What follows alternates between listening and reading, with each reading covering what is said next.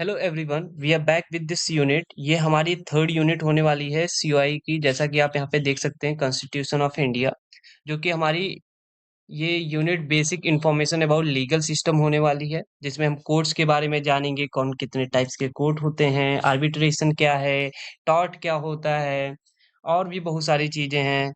जैसे हमारे पास ट्रिब्यूनल्स क्या होता है। ये ऐसे को टॉपिक्स हैं जो कि बहुत सारे लोगों को कंफ्यूज करते हैं और समझ में नहीं आते हैं, तो इनको मैंने इजी वे में समझाया है।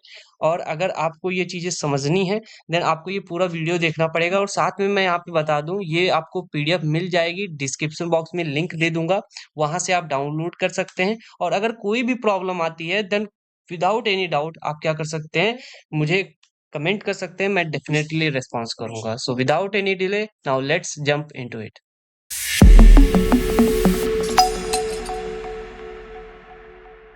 यहाँ पे देख सकते हो मेरे पास जो इस थर्ड यूनिट का टॉपिक है, जिसका नाम है लॉ। तो आप सब लोग जानते होंगे कि लॉ के बारे में। तो अगर मैं यहाँ पे कहूँ कि लॉ क्या है, आप सब लोग सोचिए और बताइए। मैं यहाँ पे आपको जल्दी से कह रहा हूँ कि कमेंट कर दीजिए कि लॉ क्या होता है, फिर उसके बाद में हम आगे बढ़ते हैं। आपको लॉ को देख करके या सुन करके क्या महसूस हो रहा है, उसके बारे में आप लिखिए। तो यहाँ पे देख सकते हो, मैं बताऊं कि लॉ क्या है। लॉ कुछ नहीं है, एक टाइप के आइडियाज है। ये क्या है? एक टाइप के आइडियाज होते हैं।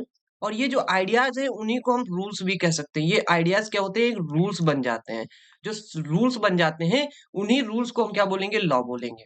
ठीक है। और ये जो रूल्स या आइडियाज कोई बनाए जाते हैं, वो किस लिए बनाए जाएंगे? या तो किसी सोसाइटी के लिए बनाए जाएंगे, या फिर इंस्टीट्यूट के लिए बनाए जाएंगे, या फिर किसी कंट्री के लिए बनाए जाएंगे, या किसी स्पेसिफिक एरिया के लिए बनाए जाते हैं। ठीक है। यहाँ तक क्लियर है? ओके। अगर यहाँ तक क्लियर हुआ तो आप कहोगे सर, ये मान लिया कि लॉ एक टाइप के आइडियाज हैं या रूल्स हैं, और ये रूल्स किस लिए बनाए जाते हैं? या तो सोसाइटी के लिए, इंस्टीट्यूट के लिए, या फिर कंट्री, या फिर कोई स्पेसिफिक एरियाज के लिए। But why? क्यों हम बनाएंगे? सो सिंपल चीज है कि जिससे क्या हो कि जो हमारी सोसाइटी है, इंस्टीट्यूट है, कंट्री है, या फिर कोई भी एक स्पेसिफिक एरिया हो सकता है, इसको हम क्या कर सकते हैं? स्मूथली रनिंग कर पाए। और साथ में जिसमें यहाँ पे सोसाइटी या इंस्टीट्यूट में जो लोग रह रहे हैं, वो अच्छे से रह पाएँ। So this is main, you can say, purpose of the using law. ठीक है। तो हम क्यों अप्लाई करते हैं लॉ, अभी समझ में आ गया होगा। तो चलिए हम थोड़ा सा डेफिनेशन देख लेते हैं। The term law covers the many different ideas and today having a strong legal system.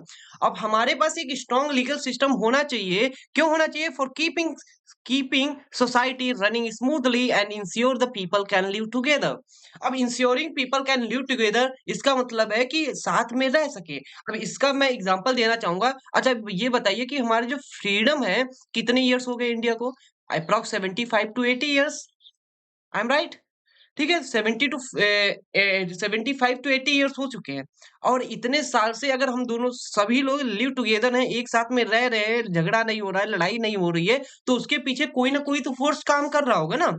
तो वो जो फोर्स है, उसी को हम लॉ बोलते हैं। जिससे क्या होता है, वो बताता है कि हम एक डिसिप्लिन वे में हम कैसे अनएथिकल एथिकल चीजों को जाने with the help of the loss. ठीक है। तो यहाँ पे देख सकते हो, नेक्स्ट पॉइंट वही कह रहा है, the important for the everyone to know the laws of their country to avoid the acting unethically. हमें क्या जरूरत है? अपने कंट्रीज के लॉस को जानने की, पहचानने की, और अनुसरण करने की। कैसे हम उसको अप्लाई करें, सो दैट हम कैसे उसको यूज करें, या हम कैसे कोई चीज काम करें जिससे हमें अनएथिकली जो काम है, उनसे हम क्या हो, अवॉइड कर पाए। मतलब जैसे हम यहाँ पे मैं एग्जांपल देना चाहूंगा। जैसे बहुत सारे लोगों को लॉज के बारे में नहीं पता होता है। तो अच्छा, देखा होगा कि बहुत सारे लोग, क्या होता है, जब पुलिस आती है तो वो डर जाते हैं। जैसे मैं यहाँ पे एग्जांपल बताना चाहूंगा। जैसे ही यहाँ पे पुलिस आई गांव में, तो बहुत सारे क्या होते हैं, जो पीपल्स होते हैं, वो डर जाते हैं पुलिस को देख करके। वो डरते नहीं है, वो सोचते हैं कहीं मैं कुछ गलत तो नहीं कर रहा हूँ, हो सकता है वो सड़क पे ही खड़े हों। तो वो सोचते हैं कहीं पुलिस आए और कहीं उनको पकड़ के ना ले जाए। क्यों? क्योंकि उनको डर है। डर क्यों है? क्योंकि उनको पता ही नहीं है कौन सी चीज एथिकल है, कौन सी चीज अनएथिकल है। मैं ये नहीं कह रहा हूं कि उनको बहुत नॉलेज नहीं है, बट उनको ये लॉज के बारे में नहीं पता है, सो दैट वो समझ नहीं पा रहे हैं कि कौन सी चीज एथिकल है, कौन सी चीज अनएथिकल है। सो दैट वो चीज अच्छा भी करना चाहते होंगे लेकिन उनको पता ही नहीं है। सो इसीलिए हर एक पीपल की ये जरूरत है और हर एक पीपल को जानना चाहिए कि लॉज कैसे हमारे कंट्री के वर्क करते हैं। जैसे मैं यहाँ पे बताता हूँ, एक मैंने क्या किया, सपोज एक कंप्यूटर कोचिंग सेंटर खोला और यहाँ पे आप सब लोग आए मेरे से पढ़ने के लिए, तो मेरे यहाँ पे सेट ऑफ रूल्स डिफाइन होंगे, लॉज डिफाइन होंगे कि कैसे मैं यहाँ पे अपने कोचिंग कोचिंग सेंटर को, सॉरी, मैं चलाऊंगा। तो अब मैं उसको चला रहा हूँ तो उसके सेट ऑफ रूल्स को आपको फॉलो करना पड़ेगा कि आपको इतने बजे एंट्री लेनी है, इतने बजे एग्जिट होगा, पानी यहाँ पे पीने जाना है, लेकिन आप पानी कब पी सकते हैं, या फिर आपको बॉटल लेकर के आनी है, और कंप्यूटर कौन सा आपको यूज करना है, मतलब जो भी हम रूल्स बनाएंगे वो हमारे एक कंप्यूटर कोचिंग सेंटर के लिए होंगे। अगर आप चाहते हैं कि वो अच्छे से चले स्मूथली, देन आपको वो रूल्स फॉलो करने पड़ेंगे। क्लियर है? और अगर आप चाहते हैं कि एथिकल और अनएथिकल चीजों से बचना, कि आप यहाँ पे कोचिंग इंस्टीट्यूट में सही करें या गलत, कौन सी चीज सही कर रहे हैं कौन सी गलत कर रहे हैं, वो बेस्ड ऑन द लॉस हम डिफाइन करेंगे, जो रूल्स मैंने डिफाइन किए हैं उससे हम डिसाइड करेंगे। तो इसीलिए क्या हो, अगर आप कोई कोचिंग सेंटर में जा रहे हैं, कहीं पे भी जा रहे हैं, तो उसके रूल्स को आपको अच्छे से पढ़ लेने चाहिए, सो दैट आप एथिकली और अनएथिकली चीजों से बच पाए।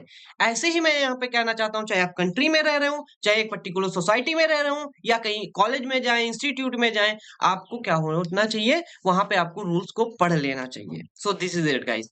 एंड नेक्स्ट देख सकते हो, the word law comes from the Teutonic word lag, जिसका मतलब होता है एक स्पेसिफिक चीज जिसपे हम क्या करें, सेट ऑफ रूल्स को डिफाइन कर रहे हैं। ठीक है, तो नेक्स्ट देख सकते हो, मैं इसको अगर समराइज करना चाहूँ द लॉ क्या होता है, देन मैं यहाँ पे बताना चाहूंगा, लॉ कुछ नहीं है, लॉ हमारे, मैंने बताया, सेट ऑफ रूल्स होते हैं जो कि एक कंट्री के लिए या कम्युनिटी के लिए बनाए जाते हैं, जिससे क्या हो, उनके बिहेवियर्स को मैनेज कर पाया जाए।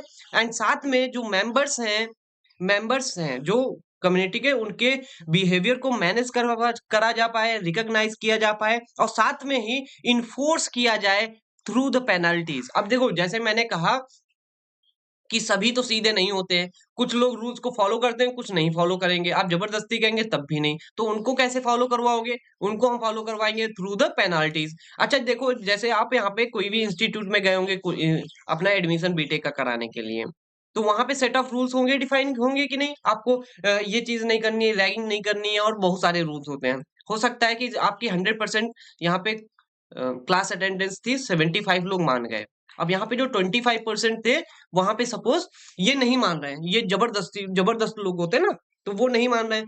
अब क्या करेगा, कॉलेज इंस्टीट्यूट चलाना है, क्या करना है, ensuring people can live together और रनिंग स्मूथली।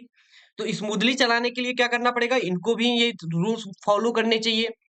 तो उनको क्या किया, मार्क्स काट लिए सेशनल में, या पनिशमेंट दी, या फिर कोई एक्स्ट्रा काम करा लिया, असाइनमेंट दे दिया, तो हो सकता है 10% लोग मान जाए, लेकिन अभी भी यहाँ पे क्या है, 15% बच गए। अब ये मान नहीं रहे। अब कोचिंग हर जो हमारा इंस्टीट्यूट है, डीन सर हैं या फिर और भी बहुत सारे टीचर्स हैं, वो कह रहे हैं, क्लास टीचर्स, कि यार मान जाइए, लेकिन नहीं मान रहे। तो फिर उनके पास सिर्फ एक ही लास्ट ऑप्शन बनता है कि अब इंटरनल बैक लगा दी जाए।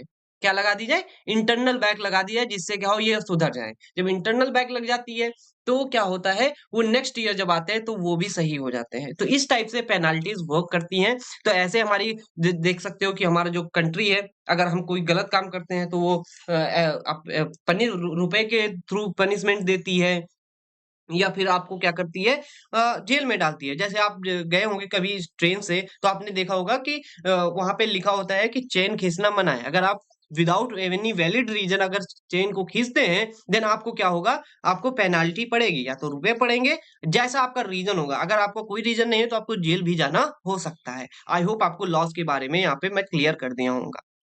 तो जैसे यहाँ पे मैंने कहा कि देखो, यहाँ पे मैंने एक थोड़ा-सा ह्यूमरस चीज़ लिखना चाहा है यहाँ पे सीन में। आप सीन में देख सकते हैं, हेलमेट पहनो या ट्रैफिक पुलिस तुम्हारे लिए बाइक से उतरने का स्पेशल इनवाइट भेजेगी। अगर हेलमेट पहनो, अगर आप हेलमेट पहने तब तो कोई दिक्कत नहीं है, नहीं तो, या फिर ट्रैफिक पुलिस, अगर हेलमेट नहीं पहनोगे तो आपको क्या करेगा, ट्रैफिक पुलिस आपके लिए इंतजार करेगी भाई, स्पेशल इनवाइट भेजेगी, और उसके साथ में फाइन भी देगी। और फाइन फाइन फाइन पड़ेगा कि नहीं, और साथ में आपको फोटो सेशन भी फ्री में मिल जाएगा। तो आप यहाँ पे ये पढ़ सकते हैं, और अच्छे से मैंने लिख दिया है, आप यहाँ पे देख सकते हैं। एंड नेक्स्ट देखते हैं the functions of the law, कि फंक्शंस कैसे काम करते हैं। आप सबसे पहले यहाँ पे देख लीजिए मेंटेनिंग ऑर्डर। ये क्या करता है? मेंटेनिंग ऑर्डर करता है, जिससे क्या हो हमारी जो सोसाइटी है ऑर्गेनाइज रहे, सेट ऑफ जो रूल्स हैं और कैसे हम जो लोग हैं या पीपल्स रह रहे हैं उनकी प्रॉब्लम्स को कैसे सॉल्व करेंगे थ्रू द मेंटेनिंग ऑर्डर। अब जैसे यहाँ पे दो लोग झगड़ा कर लिए, तो अब ऐसा थोड़ी ना है उनको पनिशमेंट में कुछ भी दे देंगे पनिशमेंट उनको। तो समझ में है ना? तो उनके लिए भी क्या हो सेट ऑफ रूल्स पहले से डिफाइन हो कि अगर आपने ये काम किया है तो आपको ये सजा मिलेगी। ठीक है? एंड नेक्स्ट देख सकते हो प्रोटेक्टिंग राइट्स। हम यहाँ पे प्रोटेक्ट करते हैं राइट्स को। Make make sure the people can enjoy their freedom and right without interference. हम ऐसा नहीं है कोई जैसे सपोज फ्रीडम ऑफ स्पीच है, कोई भी कुछ भी बोल सकता है, बट ऐसा ना हो कि जिससे दूसरे को क्षति पहुंचे या दूसरे की प्रॉपर्टीज वायलेट हो। हम ऐसा नहीं बोलेंगे, लेकिन जो मनाएगा हम वो बोल सकते हैं। तो उसकी फ्रीडम ऑफ स्पीच अगर वायलेट हो रही है, देन आप क्या कर सकते हैं? आप क्या कर सकते हैं? उसके प्रोटेक्टिंग राइट्स के लिए हमारे पास लॉज बनाए, तो उनको पनिशमेंट दी जाएगी कि भैया आप ऐसा नहीं बोल सकते, इससे दूसरे की क्या होते हैं इमोशंस पे आहत पहुंच रही है। ठीक है? एंड नेक्स्ट देख सकते हो promoting justice help ensure everyone is treated fairly and punish wrongdoers. अब जैसे जितने भी यहाँ पे लोग हो रहते हैं कम्युनिटी, सोसाइटी या कंट्री में, तो वो फेयरली ट्रीट किए जाएं और साथ में जो गलत काम कर रहे हैं उनको पनिश किया जाए। एंड नेक्स्ट क्या है? Dispute resolution. डिस्प्यूट रेजोल्यूशन एक इंपॉर्टेंट पार्ट बन जाता है हमारे लॉस का। देखो डिस्प्यूट का मतलब होता है वाद विवाद, और रेजोल्यूशन का मतलब उनको रिजॉल्व करना। तो डिस्प्यूट रेजोल्यूशन का मतलब है कि हम कैसे वाद विवाद को रिजॉल्व करेंगे। तो उसके लिए offers ways to peacefully settle disagreement between the people. अब जैसे दो लोग क्या होते हैं एक जगह के लिए लड़ रहे हैं, सपोज ये एक पर्सन है एंड यहाँ पे ये सेकंड दूसरा पर्सन है। अब ये दोनों एक इस ये जगह है इसके लिए लड़ रहे हैं। अब इनके बीच में डिसएग्रीमेंट है, तो उसको सेटल कौन करता है? उसको हमारे सेटल करती है गवर्नमेंट थ्रू द लॉज। अब ऐसा नहीं है इनसे जो फाइन है लड़ाई झगड़ा कर रहे हैं, हो सकता है कि इसने इनको ज्यादा नुकसान कर दिया तो फाइन इससे पड़ेगा ना।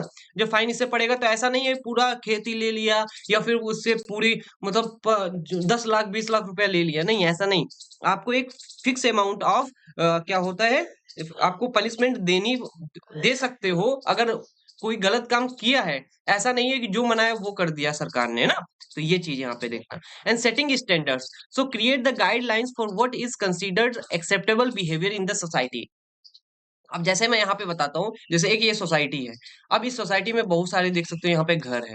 तो आप क्या कर सकते हैं आराम से ये गली में जा करके आप ऐसे यहाँ पे आप इस गली में आराम से टहल सकते हैं। टहल सकते हैं कि नहीं टहल सकते हैं? ठीक है। लेकिन कोई दिक्कत नहीं है। ये आपको यहाँ पे बताया कि ये एक्सेप्टेबल बिहेवियर है। लेकिन आप यहाँ पे शराब पिए बढ़िया, आपने थोड़ा सा विस्की डाल लिया और उसके बाद आप यहाँ से घूमते हुए जा रहे हैं, मतलब टहलते हुए कहीं इधर घुस गए कहीं इधर घुस गए ना, दारू पिए हैं और अपना क्या कर रहे हैं? गाली देते हुए किसी को भी जा रहे हैं पड़ोसियों को, तो वो एक्सेप्टेबल बिहेवियर है? नहीं है। तो इसके लिए क्या होगा? आपको क्या होगा फिर पनिशमेंट दी जाएगी, भैया सुधारा जाएगा कि भाई यार ये चीज ना करो, ये चीज अच्छी नहीं है और ये चीज करना सही नहीं है। ठीक है? सो ये चीज आपको यहाँ पे ध्यान रखनी है। तो यहाँ पे देख सकते हो सीन में, law is like a traffic light, it keeps everyone moving smoothly but if you ignore it and you might and up in a sticky situation. अब जैसे मैंने कहा कि जैसे अगर आप जो ट्रैफिक के लाइट के जो लॉज हैं अगर आप उनको फॉलो नहीं करेंगे, तो आप क्या करेंगे? आप अपने को स्टिकी सिचुएशन में डाल लेंगे कि नहीं, आपको गलत गलत सिचुएशन में पाएंगे ना। तो आपको क्या करना है? हेलमेट लगाना है, आपको रूल्स को फॉलो करना है, सो दैट आप जो अनएथिकल वर्क्स हैं उनसे आप बच पाए। सो नेक्स्ट देख सकते हो, and the sources and the origins of the law, कि कौन कौन से ओरिजिन है, कौन कौन से सोर्सेस है जिससे लॉज का ओरिजिन हुआ है। तो सिंपल मेरा फर्स्ट है कि कॉन्स्टिट्यूशनल लॉ। देखो आपको मैं यहाँ पे बहुत अच्छे से बताने वाला हूँ, सो दैट आप अच्छे से पढ़ पाए, एंड मैं आपको पीडीएफ जरूर प्रोवाइड करूंगा। आप सिंपल क्या करेंगे, डिस्क्रिप्शन बॉक्स में जाएंगे और या फिर आप कमेंट बॉक्स में जा करके वहां पे भी पिन होगी ये लिंक, वहां से भी डाउनलोड कर सकते हैं। तो यहाँ पे देख सकते हो कॉन्स्टिट्यूशनल लॉ क्या कहता है। कहता है ये सबसे बड़ा लॉ है, इससे बड़ा कोई लॉ नहीं है, जो कि मैंने फर्स्ट यूनिट में भी बताया था कि जो कॉन्स्टिट्यूशन है वो सबसे बड़ा लॉ है, सुप्रीम लॉ है। एंड ये क्या करता है? ये आउटलाइन बताता है कि गवर्नमेंट स्ट्रक्चर की कैसे यहाँ पे गवर्नमेंट स्ट्रक्चर और सिटीजन्स के राइट्स की, जैसे मैंने बताया था कि हमारे जो गवर्नमेंट है पावर है वो 3 पार्ट में डिवाइड होती है, एग्जीक्यूटिव, लेजिस्लेटिव एंड जुडिशरी, ठीक है। तो ये 3 पार्ट्स में डिवाइड होती है, कैसे स्ट्रक्चर है, साथ में कैसे सिटीजन्स के राइट होने वाले हैं, वो सभी कौन डिफाइन करता है? कॉन्स्टिट्यूशन। एंड सेकंड क्या है? Statutory law. ये क्या कहता है? Laws created by the legislative and covering various social issues. ये लेजिस्लेटिव के थ्रू बनाए जाते हैं, मतलब पार्लियामेंट में बनते हैं, लोकसभा में। और ये क्या करते हैं? बहुत सारे हमारे जो सोसाइटल इश्यूज हैं उन पे ये काम करते हैं। एंड नेक्स्ट क्या है? Common law. कॉमन लॉ क्या कहता है? Law develop from the court decision from the legal precedence. जैसे मैं यहाँ पे आपको एक चीज दिखाना चाहूंगा। देखो, कॉमन लॉ का मतलब होता है, यहाँ पे आप देख सकते हैं कि जैसे क्या हुआ कि एक कोर्ट है, ठीक है, ये हमारा एक कोर्ट है जिसका नाम है ए, और यहाँ पे एक दूसरा पोर्शन है जो बी। ये इसने क्या किया? यहाँ पे इसका केस यहाँ पे लड़ा जा रहा था। हो सकता है कि जो इसका केस था उस पे एक डिसीजन आ गया, और डिसीजन आउटपुट, सपोज आउटपुट 1 आया। अब ये आउटपुट जो आया, इस कोर्ट, ये जो केस बी था, इस केस बी का डिसीजन यहाँ पे आ गया, आउटपुट ये आ गया। अब सब ध्यान रखना, ए कोर्ट में आया है, एंड हो सकता है सेम केस यहाँ पे, नेक्स्ट सेम केस कहाँ पे आ जाए? सेम केस आ जाए यहाँ पे, हमारा यहाँ पे आ गया, एक कोर्ट डी है उसमें आ गया, और सेम यही केस है। कौन सा? जो बी केस था वही। लेकिन अब ये बहुत दिन हो गए, अब आदमी भूल रहा है, तो हो सकता है जो ये आउटपुट आया है, तो अब ये आउटपुट नहीं दे रहे हो। सपोज ये आउटपुट 1 चाहता है, बी के लिए आउटपुट 1, मतलब सेम ही आउटपुट आना चाहिए कि नहीं? जो सेम केस है तो सेम आउटपुट आना चाहिए, सेम प्रॉब्लम है तो सेम आउटपुट आना चाहिए कि नहीं आना चाहिए? लेकिन ये गवर्नमेंट या ये जो यहाँ पे जुडिशियल जज बैठे हैं, वो कह रहे हैं नहीं, ये चीज नहीं मानेंगे। तो आप क्या कर सकते हैं? यहाँ पे जो एडवोकेट होगा वो रेफरेंस दे सकता है कि सर ये चीज जो है पहले हो चुकी है और इसका आउटपुट ये आया था, सो प्लीज आप इसकी अनुमति दे सकते हैं, और या आप इस पे इस टाइप की कार्रवाई कर सकते हैं। क्योंकि यहाँ पे जो कोर्ट किसी भी केस के लिए जो डिसीजन लेता है, वो खुद में ही क्या बन जाता है? एक रूल बन जाता है, एक लॉ बन जाता है। इसी को हम क्या बोलते हैं? कॉमन लॉ बोलते हैं। मैं यहाँ पे एक जय भीम नाम की मूवी है, मैं उसका यहाँ पे क्लिप लगा दूंगा, सो दैट आप अच्छे से समझ पाएंगे कि कैसे यहाँ पे काम करती है। और अगर आपको टाइम मिलता है तो जय भीम मूवी देख लीजिए, जिससे क्या हो, कॉन्स्टिट्यूशन के बहुत सारे जो डाउट्स है वो क्लियर हो जाएंगे। ओके। एंड चलिए नेक्स्ट पॉइंट देखते हैं, एडमिनिस्ट्रेटिव लॉ। तो rules established by the government agencies to implement the legislation. तो यहाँ पे कह रहा है कि जो रूल्स हैं वो इस्टेब्लिश किए जाते हैं कहाँ? गवर्नमेंट एजेंसी के थ्रू। एंड साथ में इंटरनेशनल लॉज होते हैं, ये agreement and treaties to the govern relationship between the nations. And साथ में कस्टमरी लॉ होते हैं, written based laws based on the traditional practice और for the of the community, एक पर्टिकुलर कम्युनिटी के लिए बनाए जाते हैं ना। And equity law focus on the fairness and justice and complement the common law. तो यहाँ पे कॉमन लॉज को कॉम्प्लीमेंट करता है ये इक्विटी लॉ। तो यहाँ पे ये देखो सकते हो, मैंने जो लॉज लिखे थे मैं इनमें ज्यादा टाइम वेस्ट नहीं करूंगा, और आपको ये पीडीएफ में मिल जाएंगे। तो यहाँ पे सिंपल देख सकते हो, लॉज जो है 3 असली सोर्सेस है बेसिकली, एक तो कॉन्स्टिट्यूशन, एक दूसरा कोर्ट के थ्रू, एंड साथ में जो दुकानदार का जो नो बार्गेनिंग बोर्ड होता है। जैसे नहीं होता है, दुकानदार अपना नो बार्गेनिंग बोर्ड लगा दिया कि भैया बार्गेनिंग नहीं हो पाएगी। तो ऐसे ही यहाँ पे ये क्या है, एक टाइप का ह्यूमर मैंने यूज किया है आप यहाँ पे, क्योंकि ये मैं थोड़ा सा लाइट वेटेड पीडीएफ बनाना चाहता था, इसीलिए मैंने ऐड कर दिया। तो नो बार्गेनिंग का मतलब है कि यहाँ पे कॉमन लॉ होगा। तो कॉमन लॉ कहाँ से आते हैं? आपको बताया था, कोर्ट से आते हैं, ठीक है। एक बार अगर लग गया तो उसको फॉलो ही करना पड़ेगा। एक बार कोर्ट से डिसीजन आ गया तो आपको उसको फॉलो ही करना पड़ेगा, चाहे कोर्ट हो, कोर्ट में कोई भी जज हो, ठीक है। तो ये होता है हमारा सिंपल लॉज, और जो आई होप आपको यहाँ पे पूरी क्लैरिटी मैं दे पाया हूँ। वेल यहाँ पे देख सकते हो, हम यहाँ पे कोर्ट स्ट्रक्चर देखने वाले हैं इंडिया का, कि कैसे हमारा कोर्ट स्ट्रक्चर काम करता है इंडिया का। तो इसमें हमने यहाँ पे एक फिगर बना लिया है, और ये आप देख सकते हैं, यहाँ पे मैंने हायरार्की बना के रख दी है। तो यहाँ पे जो सबसे निचले हिस्से पे आता है, जिसका नाम होता है सबऑर्डिनेट कोर्ट। इसके अंदर जैसे क्रिमिनल कोर्ट आ गए और सिविल कोर्ट आ गए, तो ये सभी टाइप के कोर्ट्स होते हैं। और क्रिमिनल केसेस जो होते हैं वो यहीं पे लड़े जाते हैं। अगर इनसे ये काम नहीं हुआ तो ये कहाँ पे पहुंच जाते हैं? नंबर 2 पे। ये डिस्ट्रिक्ट कोर्ट होता है। डिस्ट्रिक्ट कोर्ट क्या होता है? डिस्ट्रिक्ट कोर्ट की देख रेख में ही कौन से काम करते हैं? ये हमारे सबऑर्डिनेट कोर्ट काम करते हैं, ये आप यहाँ पे समझ लीजिए, ठीक है। तो इसके ऊपर कौन है? District court. मतलब ये इसको पूरा कैसे मॉनिटर करता है, देखता है कि क्या कौन सा डिसीजन सही हुआ, कौन सा गलत गलत हुआ। तो इनके डिसीजन का कंट्रोल किसके ऊपर? डिस्ट्रिक्ट कोर्ट के ऊपर होता है। अगर आप डिस्ट्रिक्ट कोर्ट का किसके ऊपर हो कि डिस्ट्रिक्ट कोर्ट पर किसका हक होता है? High court. हाई कोर्ट इसको देख-रेख करता है और डिस्ट्रिक्ट कोर्ट में और यहीं पे जो हाई कोर्ट होता है, हाई कोर्ट को कौन कंट्रोल करता है? वो हमारा सुप्रीम कोर्ट करता है और इसके ऊपर कोई भी बड़ा कोर्ट नहीं होता है। तो सुप्रीम कोर्ट सबसे बड़ा कोर्ट होता है। वो किसको देखता है? इसके ज्यूरिसडिक्शन को हाई कोर्ट के। हाई कोर्ट किसको देखता है? डिस्ट्रिक्ट कोर्ट को एंड डिस्ट्रिक्ट कोर्ट किसको देखता है? सबऑर्डिनेट कोर्ट्स को देखता है। ठीक है?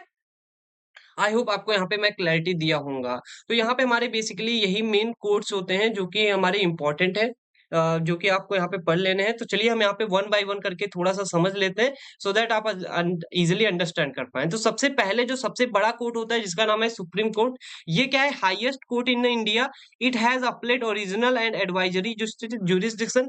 इसके पास एक अपनी ज्यूरिसडिक्शन होती है और ज्यूरिसडिक्शन का मतलब अभी आपको बहुत लोगों को नहीं पता होगा तो मैं यहाँ पे क्लियर कर देता हूँ। ज्यूरिसडिक्शन का मतलब होता है जो लॉ को क्या करते हैं अप्लाई करते हैं, रिव्यू करते हैं और उनको क्या करते हैं, उनको रिव्यू करना, अप्लाई करना और उनमें चेंजेस करना। ये कौन करता है? ये ज्यूरिसडिक्शन करता है। तो इसमें हमारे पास सेट ऑफ जुडिशरी या जजेस होते हैं, वो काम करते हैं, ठीक है? एंड ये क्या करता है? इंश्योर करता है कि जो कॉन्स्टिट्यूशन है, वो अपहेल्ड एंड लॉस इंटरप्रेट किया जाए लॉस को। जैसे कोई एक लॉ है, अब लॉ कौन बनाएगा? आपको पता है लेजिस्लेटिव मतलब पार्लियामेंट बनाएगी with the help of the executive. तो जो यहाँ पे लॉ बने हैं, अब इस लॉ को बनाने के लिए क्या करना पड़ेगा? उसको सपोर्ट करना हो जब आपको पता है कि कोर्ट में जो जजेस होते हैं जुडिशरी उनका समर्थन आना चाहिए, तो मतलब सपोर्ट आना चाहिए, अपहेल्ड होना चाहिए या फिर अगर कोई उसमें चेंजेस करने हैं तो उसको इंटरप्रेट भी कर सकता है लॉज़ को, तो वो कौन करेगा? सुप्रीम कोर्ट करेगा। तो जो ये लॉज़ बनना है, बिगड़ना है, इसको रिव्यू करना है, तो वो कौन करता है? वो सुप्रीम कोर्ट करता है। बस इसका इतना ही काम होता है, ज़्यादा नहीं, ठीक है? तो अगर यहाँ पे बात क्लियर हो गई हो तो हम थोड़ा-सा हाई कोर्ट को भी देख लेते हैं। तो हाई कोर्ट क्या कहता है? ईच स्टेट और जैसे हमारे पास हर एक स्टेट में और कुछ यूनिटरीज़ हैं जैसे दिल्ली है, उनमें सब में एक हाई कोर्ट ज़रूरी है। हर एक स्टेट के पास हाई कोर्ट होता है एंड साथ में it has appeals from the lower court and has original jurisdiction in the certain cases. तो इनके पास खुद की ज्यूरिसडिक्शन होती है। ज्यूरिसडिक्शन का मतलब मैं पहले ही बता चुका हूँ, तो आपको बार-बार नहीं बताऊँगा और ये अपनी सुनवाई यहाँ पे लोअर कोर्ट्स की जो होती हैं वो यहाँ पे होती हैं। अगर लोअर कोर्ट से कोई काम नहीं हो पाया तो वो यहाँ पे आएगी। तो लोअर कोर्ट्स के अंदर जैसे डिस्ट्रिक्ट कोर्ट आ गया एंड हमारा सबऑर्डिनेट कोर्ट्स आ गए। अगर वहाँ पे काम नहीं होता है तो हाई कोर्ट पे काम होगा। और यहाँ पे ध्यान देने वाली जो काम है and functioning of the lower court जो फंक्शनिंग होती है लोअर कोर्ट्स की जैसे डिस्ट्रिक्ट कोर्ट, सबऑर्डिनेट कोर्ट तो इनकी जो कोर्ट की फंक्शनिंग होती है उसकी देख-रेख कौन करता है? देख-रेख हमारा ज्यूरिसडिक्शन करता है। ज्यूरिसडिक्शन किसका? हाई कोर्ट का ज्यूरिसडिक्शन। तो समझ में आया? पूरी जो देख-रेख होती है function of the lower court मतलब जो फंक्शनिंग है हमारी डिस्ट्रिक्ट कोर्ट या सबऑर्डिनेट कोर्ट्स की वो कौन हैंडल करता है? वो हाई कोर्ट करता है। हाई कोर्ट की कौन हैंडल करता है? सुप्रीम कोर्ट करता है। ठीक है? मैं यहाँ पे नोट्स में दे दिया हूँ तो आपको जहाँ पे ज़्यादा दिक्कत नहीं होगी। एंड नेक्स्ट देख सकते हो डिस्ट्रिक्ट कोर्ट की बात करें तो डिस्ट्रिक्ट कोर्ट में these court handle the civil and criminal cases at the district level and each district typically has a district court. हर एक डिस्ट्रिक्ट के पास हर एक डिस्ट्रिक्ट कोर्ट होता है अपना-अपना and which is the highest court at the district level. तो यहीं पे हम कह सकते हैं कि जो हाईएस्ट कोर्ट होता है, वो कोर्ट कौन-सा होता है? डिस्ट्रिक्ट लेवल पे जिसका नाम है डिस्ट्रिक्ट कोर्ट, ठीक है? तो वहीं पे देख सकते हो नेक्स्ट क्या बोलेंगे सबऑर्डिनेट कोर्ट। सबऑर्डिनेट कोर्ट क्या होता है? It include the lower court such as civil courts handle civil cases, criminal courts handle criminal cases, family court like fam focus on the family related issues like marriage and divorce ये सभी चीज़ें। तो ये सभी जो है हमारे subordinate courts में आते हैं। कुछ हमारे स्पेशल टाइप के भी कोर्ट्स आते हैं जो कि हमारे सबऑर्डिनेट कोर्ट्स के अंदर ही आप डाल सकते हैं। लेकिन मैंने यहाँ पे अनदर पॉइंट बना दिया है सो आप अंडरस्टैंड कर पाएँ।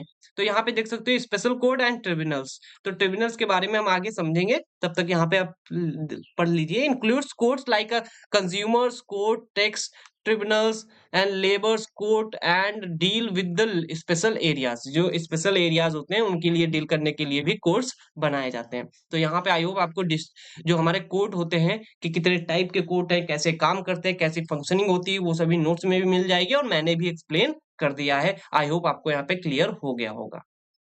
मैं अब यहाँ पे नेक्स्ट जो हमारा बहुत ज़्यादा इम्पोर्टेंट है एक्ट ऑफ पार्लियामेंट्स क्या होता है? बहुत सारे लोगों ने सुना होगा, कुछ लोगों को पता भी होगा, तो मैं यहाँ पे थोड़ा-सा क्लियर करना चाहूँगा। तो देखो एक्ट ऑफ पार्लियामेंट की बात कर रहा है, किसकी बात कर रहा है? एक्ट ऑफ पार्लियामेंट की। तो यहाँ पे आपको ध्यान रखना है कि देखो जो पार्लियामेंट होती है, पार्लियामेंट कहाँ पे होती है आपको पता है? पार्लियामेंट हमारी देख सकते हो लोकसभा है, राज्यसभा है।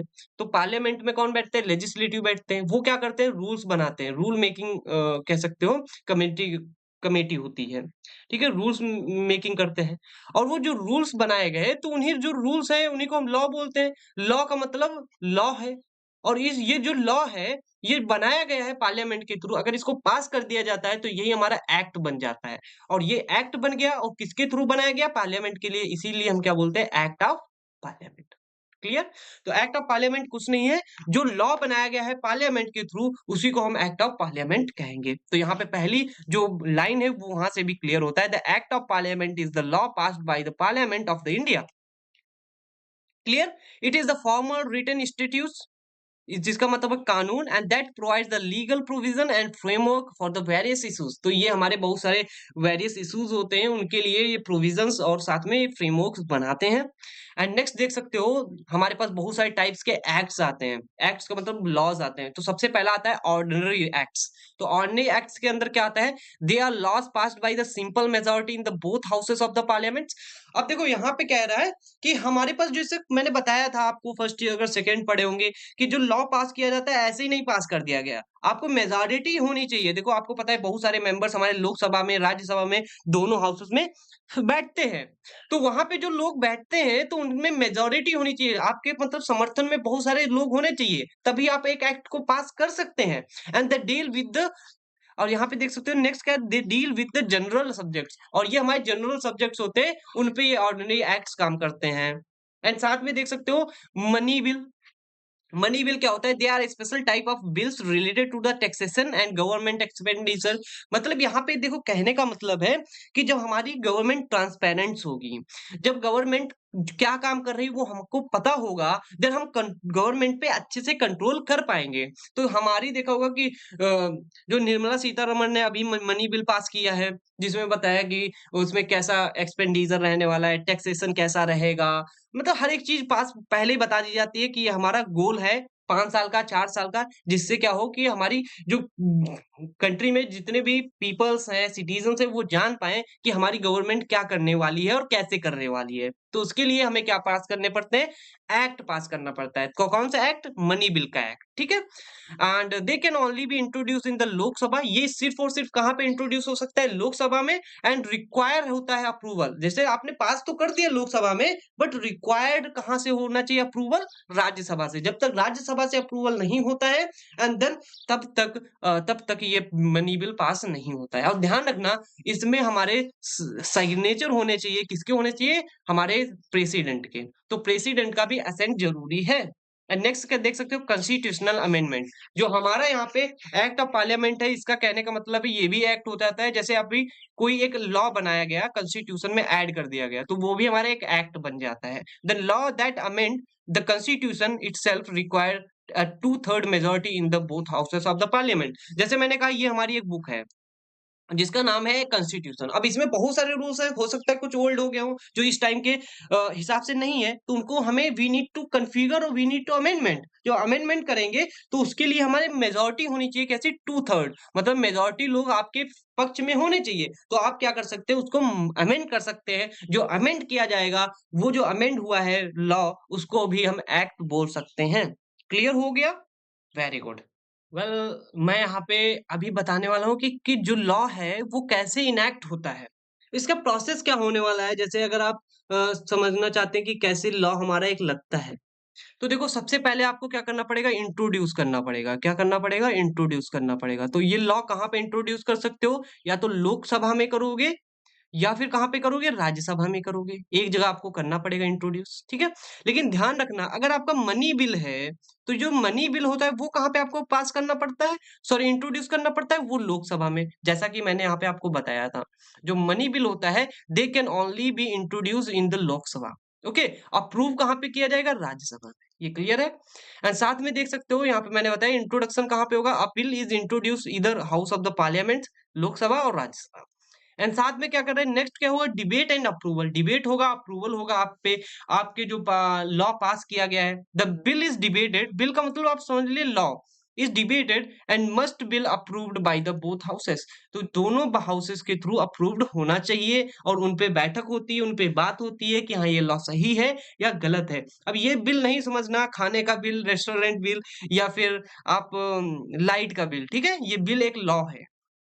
एंड जब ये दोनों काम हो जाते हैं, मैंने बताया था उसके बाद प्रेसिडेंट असेंट जरूरी है, मतलब signature. After passing both houses the bill is sent to the president for the ascent.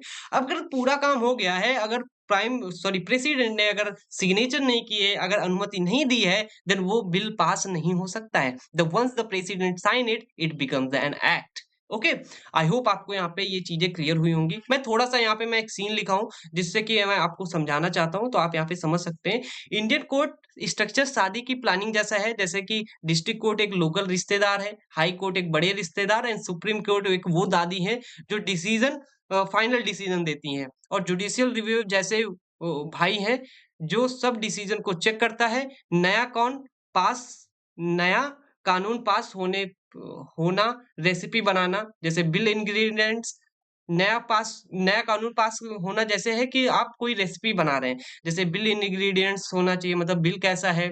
Lok Sabha and Rajya Sabha का टेस्ट कैसे, लोकसभा और राज्यसभा क्या करते हैं, जैसे टेस्ट टेस्ट करते हैं ना कि जो सब्जी या रेसिपी बनी है उसका, एंड वहीं पे प्रेसिडेंट क्या करता है, तड़का लगाता है, फाइनल टच देता है। समझ में आ गया होगा कि डिस्ट्रिक्ट कोर्ट, हाई कोर्ट और सुप्रीम कोर्ट क्या करते हैं, ये हमारे सिंपल है, जैसे रिश्तेदार है, बड़े रिश्तेदार, छोटे रिश्तेदार, और सुप्रीम कोर्ट एक फाइनल दादी जो कि लास्ट में डिसीजन लेती हैं।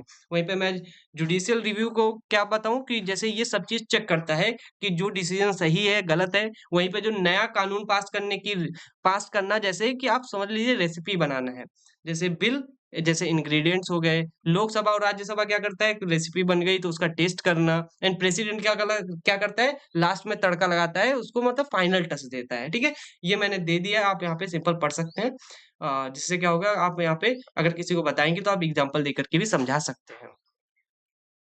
तो यहाँ पे हमारे पास कुछ एग्जांपल्स हैं, वो भी हम यहाँ पे देख लेंगे।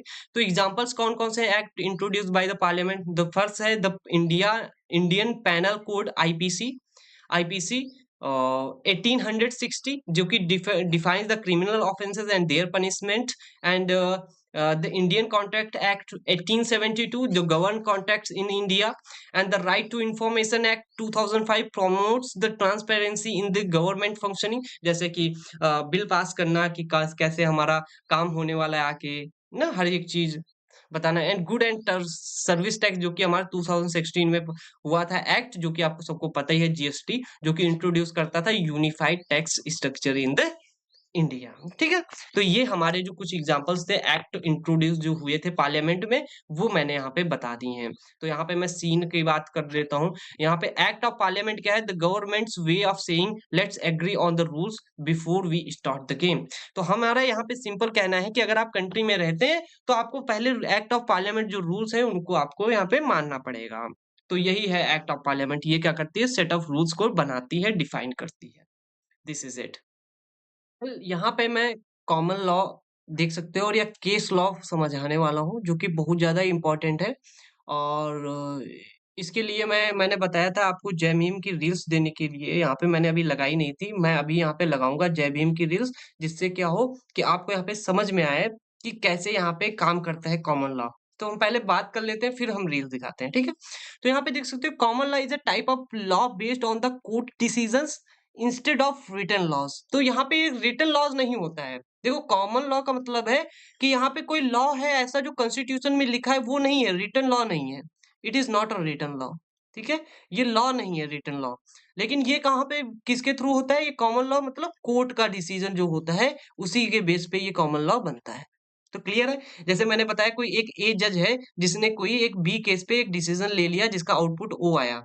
ठीक है, तो ऐसे ही कोई एक डी जज है और जिसने क्या किया, एक इस कोर्ट में कोई सपोज केस फिर से बी आया, तो उसको वही डिसीजन वही लेना पड़ेगा, ये ध्यान रखना।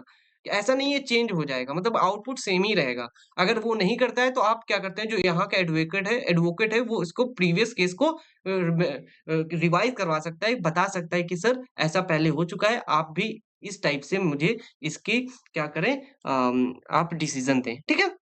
वहीं पे अथॉरिटी की बात करें, it comes from the shared agreement and practices people over many years. तो ये बार-बार कोर्ट में केसेस में होता जाता है, फिर ये धीरे-धीरे इम्प्रूव हो रहा है ना। ये ओरिजिन कहाँ से हुआ? Common law started in the England and understanding क्या है? You can only understand the common law when it's explained in the court judgement. तो यहाँ पे ध्यान रखना, जब किसी भी पर्सन को या कोई भी जो जो सिटीज़न है जिसको सज़ा सुनाई जाती है या कोई भी जजमेंट लिया जाता है तो उसको फुल्ली एक्सप्लेन किया जाता है कि क्यों किया गया। जिससे क्या हो कि जब नेक्स्ट टाइम पे ऐसी सिचुएशन आए तो वो लॉज़ को, जो वो पर्सन को सुनाई गई थी सज जजमेंट, तो उसको क्या हो, जो नेक्स्ट जो करंट जज हों वो पहले वाले जो डिसीज़न है उनको समझ पाएँ। इसीलिए उनको फुल्ली एक्सप्लेन करना पड़ता है, जिससे क्या हो अंडरस्टैंडिंग बन पाए कॉमन लॉ की। And source of rules include rules that are biased on the principle found in the court decisions. और वहीं पे देखो कंपोनेंट क्या होते हैं, common law consist traditions, customs, की principles and way of reasoning. मतलब रीजनिंग को लगाना, मतलब हर एक चीज सोच ट्रेडिशन को देख करके से प्रिंसिपल्स को देख करके और ये सभी चीजों को देख करके ये कॉमन लॉ बनाए जाते हैं। एंड वहीं पे एप्लीकेबिलिटी की बात करें तो कॉमन लॉ हमारे इंडिया में भी यूज हुआ होते हैं, ठीक है? ऐसा नहीं है कि सिर्फ ये इंग्लैंड में ही हो रहे हैं, ठीक है? तीनों को हिरासत में टॉर्चर तो ये किया है। इम्पोर्टेंट हो हम इस जाता है। पुलिस रिपोर्ट पर भी सवाल उठाना चाहते हैं।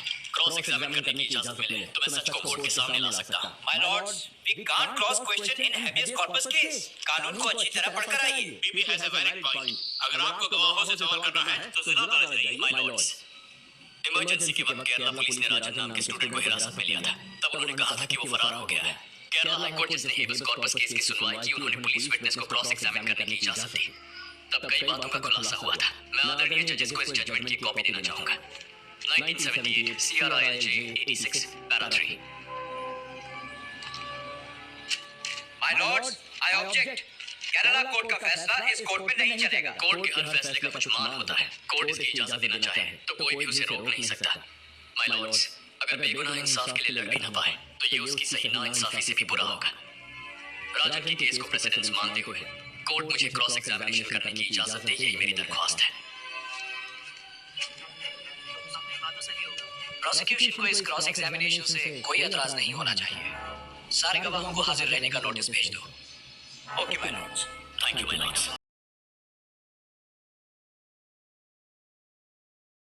तो मैंने अभी यहाँ पे जो आपको रील दिखाई है, तो यहाँ पे देख सकते हो जो हमारा एक एक्टर सूर्या है जो जय भीम मूवी में है। तो यहाँ पे ये कहना चाह रहा है कि सर जो आपने पहले केस दिया था वहाँ पे आपने कहा था, मतलब पहले एक केस था जिसमें क्या हुआ था, एक बार सुनवाई हुई तो उसमें क्या हुआ, जाँच करने के लिए आपने कहा था जिससे बहुत अच्छे-अच्छे कंक्लूज़न निकले थे। तो इसीलिए क्या हुआ, उन्होंने कहा कि एक कमिटी या वो एक कमेटी बनाई जाए जिससे क्या हो कि जो इनकी सबकी जांच पड़ताल हो और इस पे चेकिंग हो पाए। उसके लिए मंजूरी नहीं दे रहा था कोर्ट, लेकिन उन्होंने क्या किया, सूर्या ने याद दिलवाया कि अब ऐसा पहले हो चुका है और इससे बहुत अच्छा आउटपुट आया था, तो आप भी इसके लिए क्या कर सकते हैं, ये डिसीजन ले सकते हैं जो कि ये गलत नहीं होगा। तो उस पे जज ने सोचा, फिर उन्होंने डिसीजन लिया। तो आप ये देख सकते हो, ये मूवी क्लिप ये भी हमारा एक कॉमन लॉ का बहुत अच्छा एग्जाम्पल है। ओके। और यहाँ पे देख सकते हो जो कि हमारा सूर्य जो है, वो एक गरीब औरत के लिए लड़ रहा है जो कि वो बहुत गरीब है, उधर पुलिस है, डिपार्टमेंट है, बहुत बड़े-बड़े लोग हैं, लेकिन वहाँ पे फ़र्क नहीं पड़ता कि कौन अमीर है, कौन गरीब, जज उससे नहीं मतलब रखता, सिर्फ़ वो राइट डिसीज़न लेने में ही बिलीव करता है। ठीक है? तो यहीं पे देख सकते हो एक हमारा एग्ज़ाम्पल है कॉमन लॉ का जो कि हम यहाँ पे समझा देते हैं कि यहाँ पे कुछ लोगों ने नेग्लिजेंस किया मतलब लापरवाही की, तो उसपे भी यहाँ पे एक केस बना था जो था डोनोह्यू एंड वर्सेस स्टीवेंसन जो कि 1932 में हुआ था। A woman named mister Donohue Donohue आप यहाँ पे पढ़ सकते हैं, मुझे यहाँ पे समझ में नहीं आ रहा क्या प्रोनाउंस करूँ। Donohue and got sick after drinking ginger beer and that had a dead snail in it। तो उसमें एक स्नेल था, स्नेल घोंघा आप जैसा समझते होंगे, तो वो था मरा हुआ उस जिंजर बियर में और उसने उसको पी लिया और वो बीमार पड़ गई। And she bought the drink at the cafe and but the cafe owner didn't make it and so she sued the drink maker mister Stevenson. जो मिस्टर स्टीवेंसन थे, जो कि मालिक थे उस ड्रिंक मेकर की, जो जो जिंजर बियर बनाई जाती थी उसके ड्रिंक मेकर थे, तो उनके ऊपर स्यूट कर दिया गया। स्यूट का मतलब केस कर दिया गया उनके ऊपर, और ना कि जो कैफे में बेच रहा था उसके खिलाफ किया गया है। तो यहाँ पे ध्यान रखना कि जो बना रहा है भाई उसकी गलती है ना। तो इससे आउटकम क्या निकला, कोर्ट ने डिसाइड किया ना, court decided that drink maker was responsible for the ensuring his product was safe and this case stabilize the idea. और वहीं से एक आइडिया स्टेब्लिश हुआ, पहली बार ऐसा हुआ था, एंड उसके बाद आइडिया स्टेब्लिश हुआ कि बिजनेस जो है must take care avoid the harming customers. तो ऐसी चीजें हम ना करें जिससे क्या हो, हमारे कस्टमर को हार्म हो। ठीक है, तो ये वहां से ये आउटपुट निकला। तो अभी तक ये चल रहा है, धीरे धीरे इंप्रूव हो रहा है ना। तो ये हमारा एक कॉमन लॉ है जो कि ये रिटर्न नहीं था कहीं कॉन्स्टिट्यूशन में। तो अच्छा, why it matters, so this case created the rule if someone sell a product and they have a duty to make sure it's safe. देखो कहीं पे रिटर्न था नहीं, बट ये आउटपुट जजमेंट निकला, उसके थ्रू ये एक रूल बन गया, लॉ बन गया। And this idea has been used in the many similar since cases since then and showing how common law developed through the court decisions। okay, यहाँ पे क्लियर हो गया होगा। एंड नेक्स्ट देख सकते हो, यहाँ पे मैंने सीन दिया है। तो कॉमन लॉ क्या कहता है, वेयर जज प्ले व्हाट वुड प्रीवियस जज डू। मतलब यहाँ पे कहना चाहता है कि जो जज वही करते हैं जो पहले हो चुका है, जज उन्होंने किया है उसी के हिसाब से डिसीजन आगे सुनाते हैं। And to keep the legal game fair and interesting. तो यहाँ पे गेम को फेयर भी बनाए रखें और इंटरेस्टिंग भी बनाए रखें। So this is all about the common law. I hope आपको यहाँ पे पूरी क्लैरिटी मैं दे पाया हूँ। कल यहाँ पे देख सकते हो, यहाँ पे जो हमारी नेक्स्ट हेडिंग है जो कि बहुत ज्यादा इंपॉर्टेंट है अगर आप कॉमन लॉ पढ़ चुके हैं। तो देखो यहाँ पे देख सकते हो, binding legal rules from the judicial decision. मतलब जो जुडिशियल डिसीजन लिए हैं वहां से कुछ रूल्स जो लीगल बने हैं उनको बाइंड करता है। इसका मतलब क्या है, यहाँ पे ध्यान से देखना। एंड पहले मैं पढ़ूंगा, principle established in the judicial decision particularly by the high court creating a binding legal rule that must be followed in the future case। इसका कहने का मतलब है कि कुछ जो केसेस हैं लड़े गए और जिनके डिसीजन या जजमेंट आ गए थ्रू द हाई कोर्ट्स, तो वो हमारे क्या होते हैं, एक लीगल रूल बन जाते हैं जो कि फ्यूचर केसेस में फॉलो करने चाहिए, सो दैट हमारा जो डिसीजन है और वो हमारा फेयर हो पाए एंड राइट हो पाए, क्लियर हो पाए। ठीक है, तो इसके लिए हमें क्या करना पड़ता है, फ्यूचर केसेस के लिए हमें लीगल रूल्स को बाइंड करना पड़ता है जो कि जुडिशियल के थ्रू डिसीजन लिए जा चुके हैं। एंड साथ में नेक्स्ट देख सकते हो, ensure uniform application of law. तो ये यूनिफॉर्म हो जाता है कोई भी लॉ, जैसे मैंने अभी यहाँ पे ऊपर बताया था कि ये जो नेग्लिजेंस वाला लॉ था ये बाद में लगा 1932 के बाद में, जब ये केस हुआ उसके बाद ये हमेशा के लिए चल गया लॉ, सभी के लिए पर ये अप्लाई हुआ। and provide the clarity on the rights and obligation and high court ruling the shape legal interpretation and carry significant weights। तो यहाँ पे जो हाई कोर्ट है वो इस शेप को क्या करता है, इंटरप्रिटेशन कर सकता है, कैरिंग सिग्निफिकेंट जो वेट, बट जो हमारा मेन लॉजिक है उस लॉ का या जो डिसीजन बनाया कि पहले लिया गया था उसके वेट को नहीं नकारती है, बट उसमें कुछ थोड़े से इंटरप्रिटेशन कर सकती है जो नया केस है। ठीक है, ये इसका कहने का मतलब है। And judicial decision evolve with the societal values and while maintaining legal continuous and accumulated binding rules from the body of the common law for the future. तो मतलब ये एक्यूमुलेट करती है जो बाइंडिंग रूल्स है फ्रॉम द कॉमन लॉ। ठीक है, तो सिंपल अभी मैं बाइंडिंग रूल्स का मतलब आप सबको बताऊं तो क्या है, जो जुडिशियल डिसीजन लेता है उसके जो बाइंडिंग लीगल रूल्स है वो क्या करते हैं, फ्यूचर के लिए जो डिसीजन सुनाए जाएंगे उनमें वो अप्लाई होने चाहिए, सो दैट जो है हमारा जो ये एप्लीकेशन ऑफ लॉ है ये यूनिफॉर्म रह पाए और क्लियर रह पाए on the rights and obligation. ठीक है, क्लियर हो गया होगा। And doctrine of the judicial president को भी मैं समझाना चाहूंगा। देखो यहाँ पे कह रहे हैं past judicial decision must be followed in the future cases for the consistency and stability in the law. तो यहाँ पे स्टेबिलिटी एंड कंसिस्टेंसी यहाँ पे जो फ्यूचर केसेस में देखनी हो तो इसके लिए आपको क्या करना पड़ेगा, जुडिशियल के जो डिसीजन है पास्ट उनको क्या करना पड़ेगा, फॉलो करना पड़ेगा।